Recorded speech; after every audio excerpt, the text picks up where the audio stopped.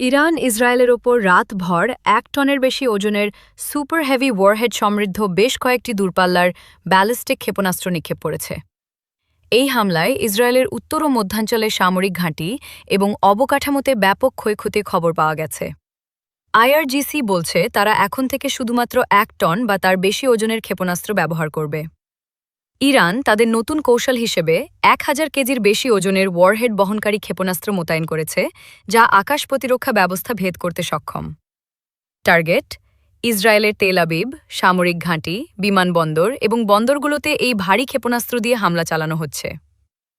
ভয়াবহ পরিস্থিতি: এই হামলায় ইসরায়েলি প্রতিরক্ষা ব্যবস্থা যেমন প্যাট্রিয়ট মিসাইল সিস্টেম বা অ্যারো-৩ মারাত্মক চাপের মুখে পড়েছে। সামরিক লক্ষ্যবস্তু: ক্ষেপণাস্ত্রগুলো মূলত শক্ত বা গভীর অবকাঠামো, বিমান ঘাঁটি এবং কমান্ড সেন্টার ধ্বংস করার জন্য নিক্ষিপ্ত হচ্ছে।